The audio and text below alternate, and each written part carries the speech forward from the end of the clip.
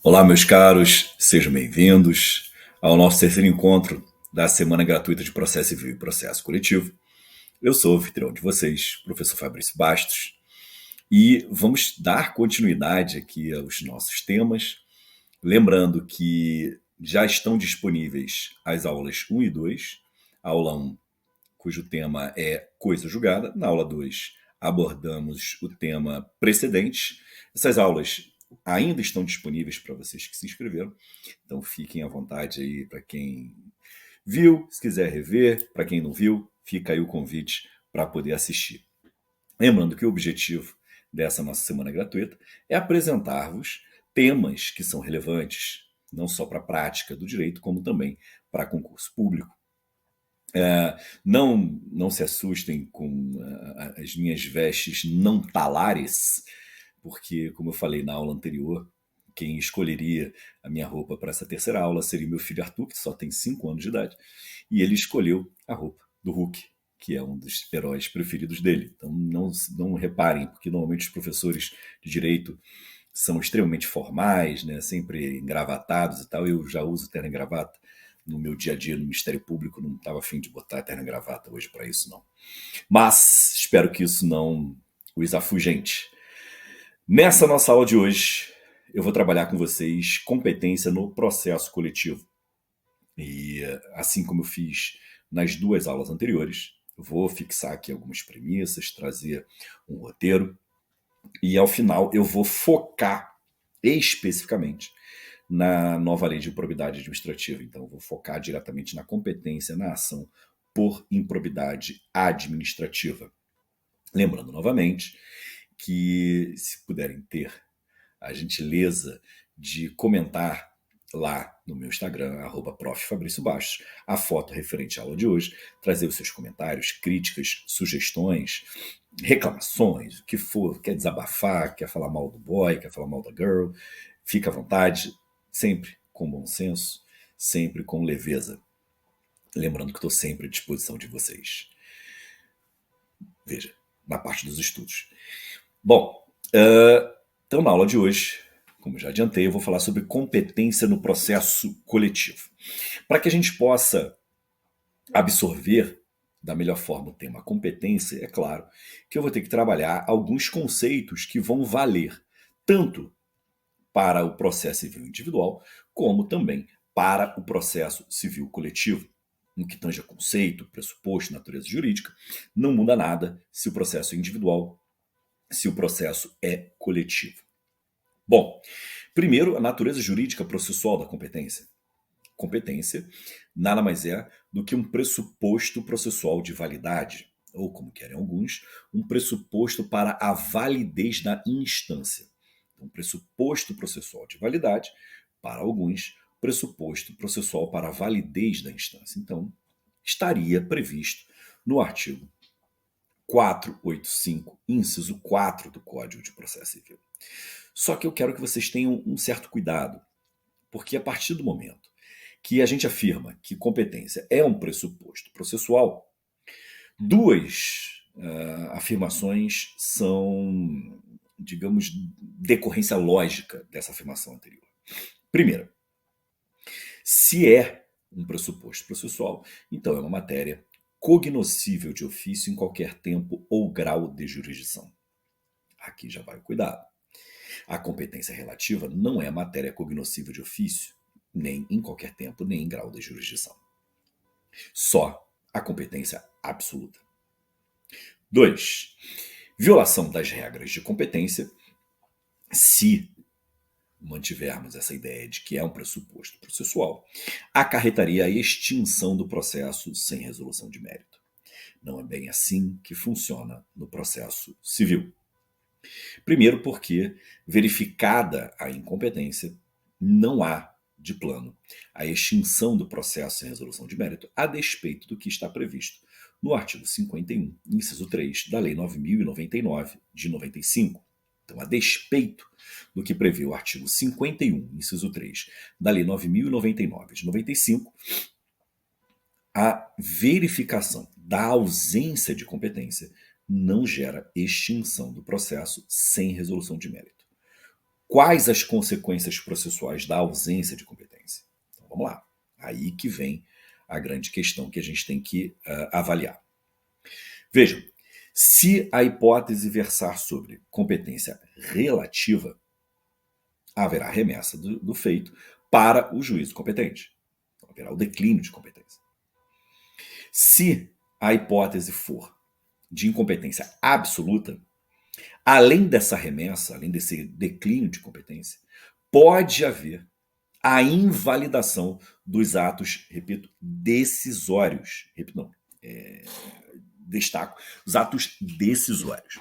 Então, repito, se for hipótese de competência absoluta, para além da remessa do feito para o juízo competente, haverá a possibilidade da invalidação dos atos decisórios proferidos pelo juízo incompetente. E por que haverá a eventualidade dessa invalidação? Abram, por gentileza, no artigo 64, parágrafo 4º do Código de Processo Civil. Artigo 64, parágrafo 4º do Código de Processo Civil. Nesse artigo 64, parágrafo 4º, os senhores vão encontrar o princípio da translatio iudice. Princípio da translatio iudice, que alguns chamam de teoria da competência aparente. Então, translatio iudice, também chamado de princípio da competência aparente. Qual é a ideia aí? Imaginemos que o juízo A recebe a relação jurídica processual, dá continuidade a essa relação jurídica processual, mas verifica que não é o juízo absolutamente competente, mas sim o juízo B.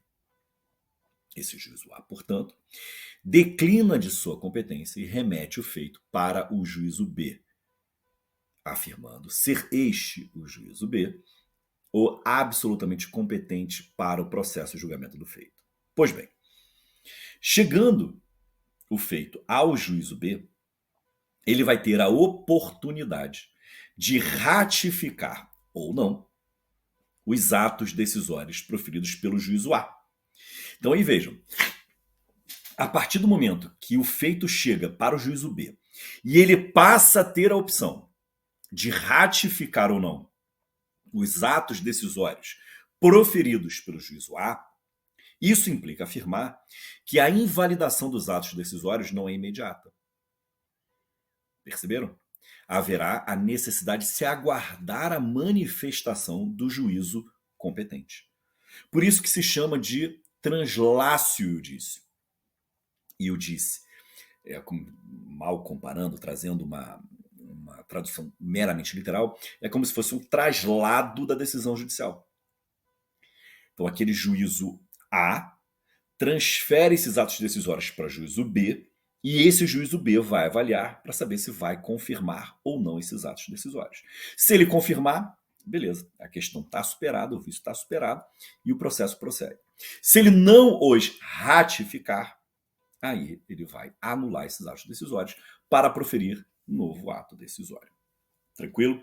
Isso, se for dessa forma que eu vos apresentei, na medida em que o 64, parágrafo 4º do CPC, traz essa possibilidade.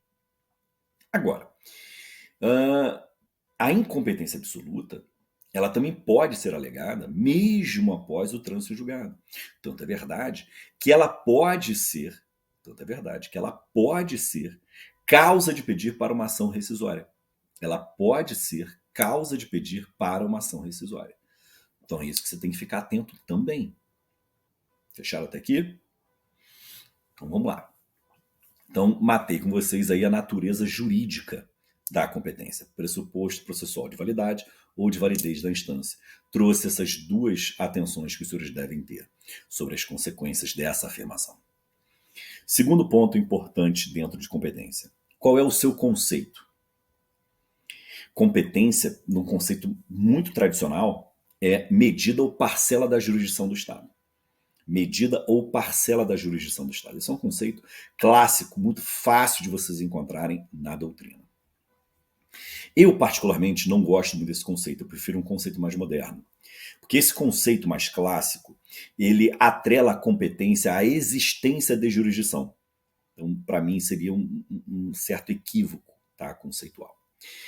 Para mim, o melhor conceito é: competência é o âmbito dentro do qual o órgão jurisdicional exerce de forma válida a jurisdição estatal.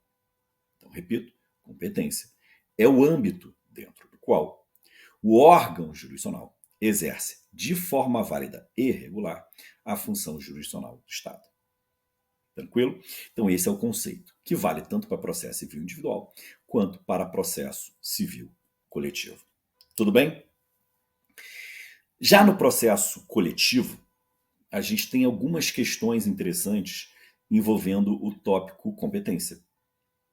Então, competência no processo coletivo tem alguns tópicos que são interessantes. O primeiro deles, a regra geral de competência é o foro do local do dano. Você vai encontrar isso no artigo 2º da Lei de Ação Civil Pública, no artigo 3º do Código de Defesa do Consumidor. Repito, 2º da Lei de Ação Civil Pública, 93 do Código de Defesa do Consumidor. Pois bem,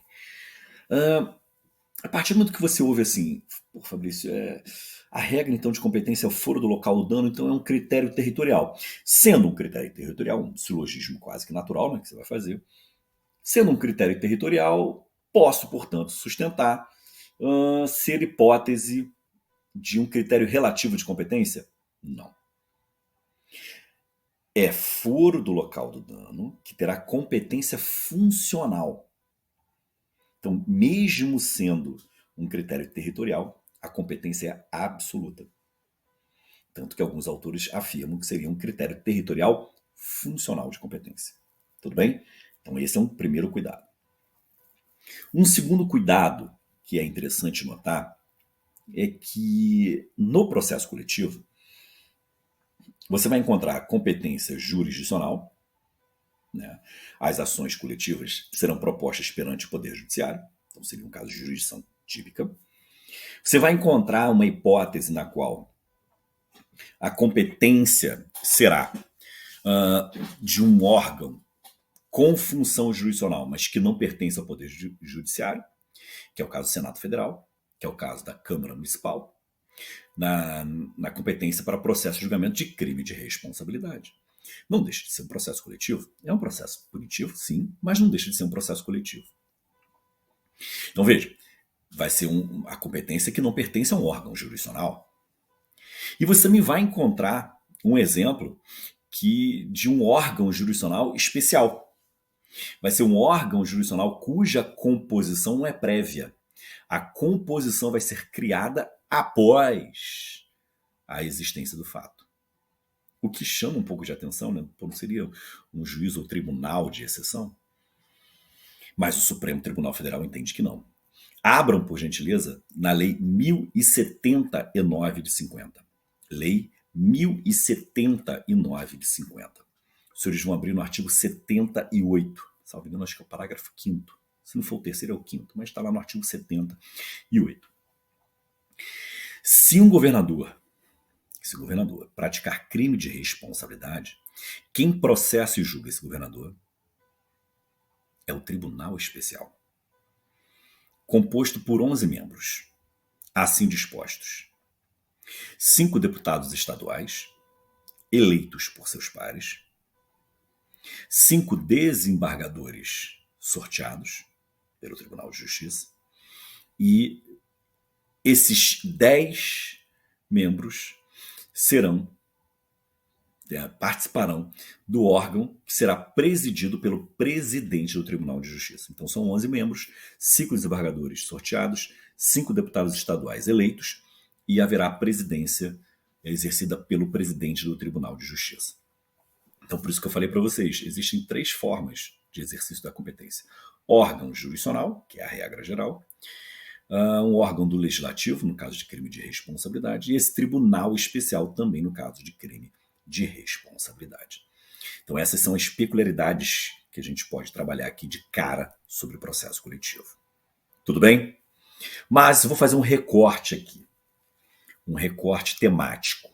Vou trabalhar com vocês daqui até o fim da nossa aula, aí vão ir uns 10, 15 minutos no máximo. Vou trabalhar com vocês competência no processo de improbidade administrativa.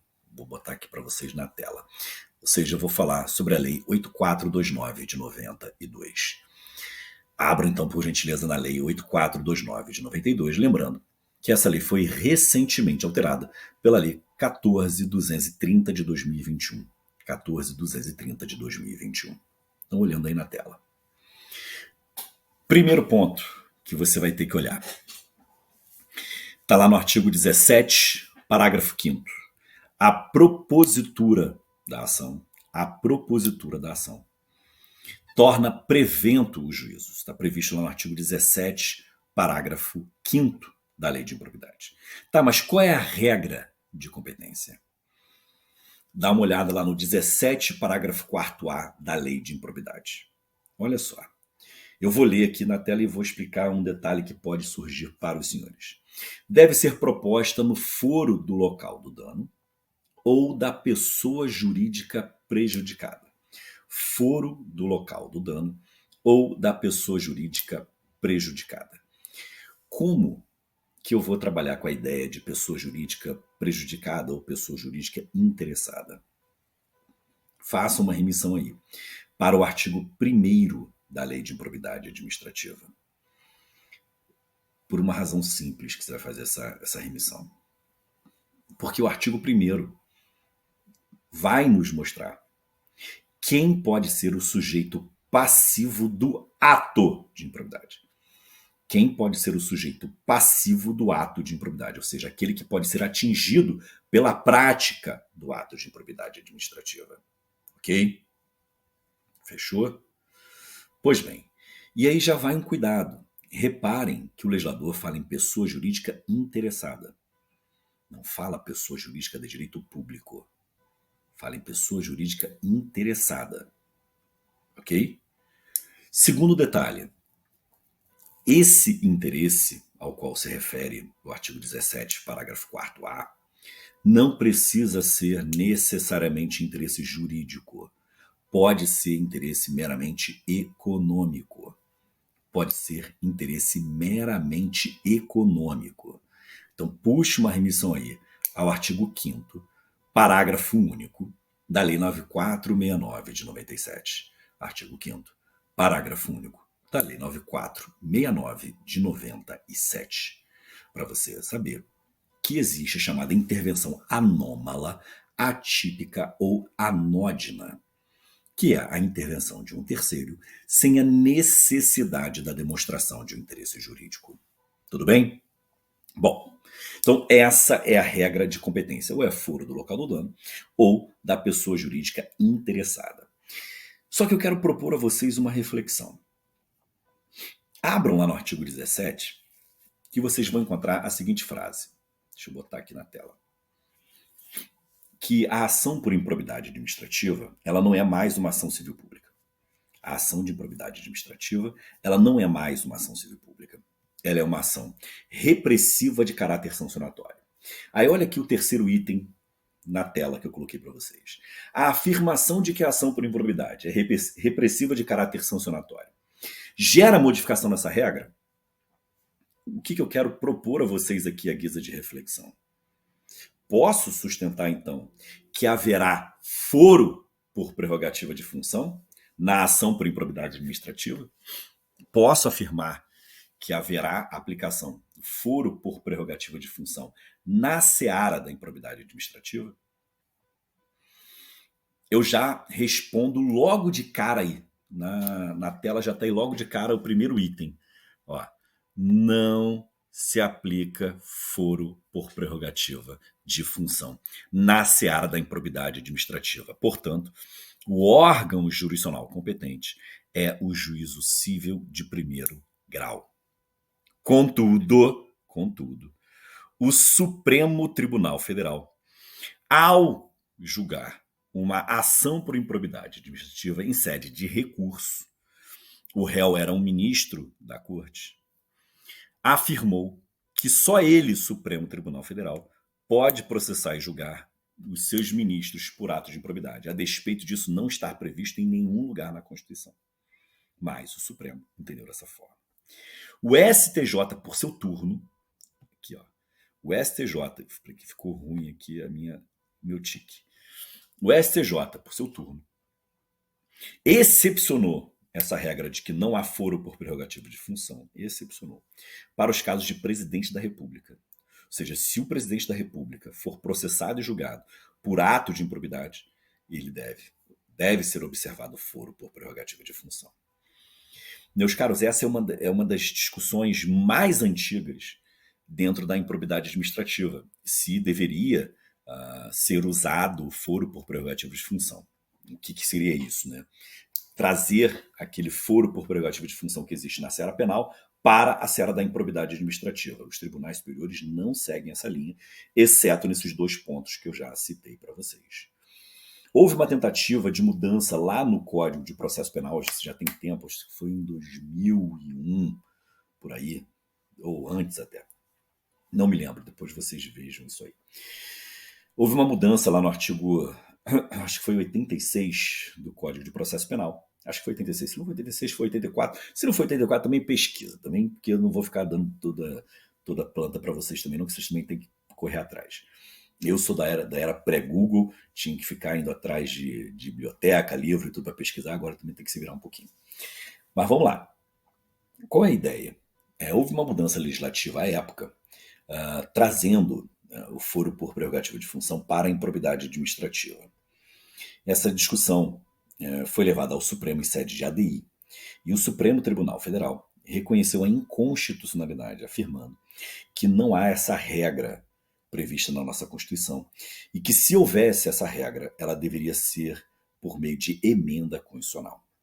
Ou seja, a ampliação do rol de competências dos tribunais superiores demanda emenda constitucional, não pode ser alterado via norma infraconstitucional. Tranquilo? Pois bem, diante disso, quero apresentar a vocês as teses que foram fixadas pelo STJ sobre esse tema, sobre o tema competência na improbidade administrativa. São duas teses que foram fixadas, que eu acho que são importantes para eu trabalhar com vocês aqui, mas são teses consolidadas no STJ, hein? Tá? Teses consolidadas no STJ.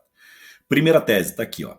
Os agentes políticos sujeitos a crime de responsabilidade, ressalvados os atos ímprobos cometidos pelo presidente da República e pelos ministros do Supremo, não são imunes às sanções por ato de improbidade. Então, eu já tinha falado isso para vocês no item anterior.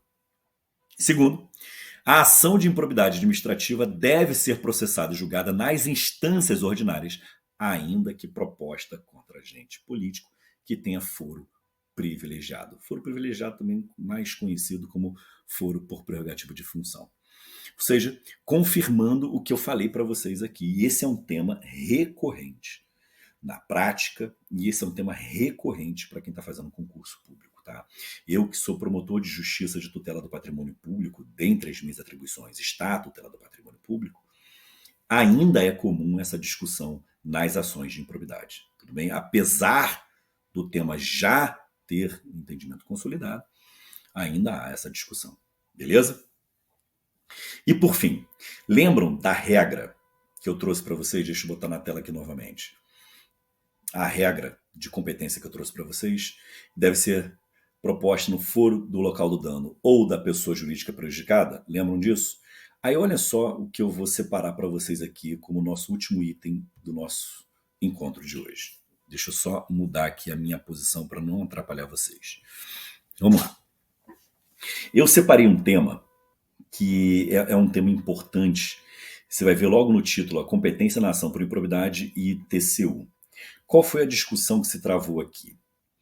Se travou a seguinte discussão. Se o TCU exercer atividade fiscalizatória na aplicação de verbas e for verificada que houve desvio dessas verbas que são fiscalizadas pelo TCU, a competência seria da Justiça Federal? Então essa que é uma questão interessante. Vamos começar pela decisão na ADI 5791. Está aqui embaixo. Estou destacando aqui para vocês. ADI 5791. O Supremo Tribunal Federal, no bojo dessa ADI, entendeu que compete ao TCU fiscalizar a aplicação por parte dos demais entes da federação de verbas federais transferidas para a União, pela União, para complementar o Fundef e Fundeb. Qual é a ratio decidente aqui? E aí lembrando da segunda aula, né, de teoria do precedente. Qual é a ratio decidente aqui? Se for hipótese de verba federal transferida pela União, que deve ser aplicada por estados, DF ou municípios, quem fiscaliza isso é o TCU. Tranquilo? Quem vai fiscalizar a aplicação dessas verbas federais pelos demais entes é o TCU. Isso ficou definido pelo Supremo na ADI 5791. Agora, essa atividade fiscalizatória do TCU vai atrair a competência da Justiça Federal? Aí eu destaco para vocês o que a primeira sessão aqui, ó, tô botando aqui, a primeira sessão do SCJ definiu. Para a primeira sessão do SCJ, a competência da Justiça Federal, que está lá no artigo 109 da Constituição, para as ações de improbidade, é definida em razão da presença das pessoas jurídicas de direito público e não pela natureza federal da verba sujeita à fiscalização do TCU. Em outras palavras, o que o STJ definiu? Só vai ser competência da Justiça Federal se houver interesse da União Federal ou das pessoas jurídicas de direito público federais que estão no 109, inciso 1. Se não houver esse interesse da União Federal ou das pessoas jurídicas de direito público federais que estão no 109, das pessoas jurídicas, perdão, que estão no 109, inciso 1 da Constituição, se não for do interesse delas, a competência é da Justiça Estadual. Em outras palavras, a simples presença da atividade fiscalizatória do TCU não atrai a competência da Justiça Federal. Tudo bem? Então fiquem atentos, porque isso é pule de 10, como dizem os antigos, e eu sou antigo. É pule de 10 para cair em provas de concurso. Tudo bem, meus queridos? Bom, então lembrando que temos aí as aulas 1 e 2 que já estão disponíveis, essa é a aula 3. Vamos ter ainda a aula 4, que vai ser a nossa última aula, que vai ser sobre processo de interesse público. As aulas 1 e 2 já estão disponíveis para vocês assistirem. Concito-vos novamente a entrarem lá no Instagram e comentarem o post sobre a aula de hoje, por gentileza, com comentários, sugestões, críticas, sempre com bom senso e leveza. E espero que vocês estejam gostando aí dessa semana jurídica, dessa semana gratuita, melhor dizendo, e bons estudos a todos e até a próxima.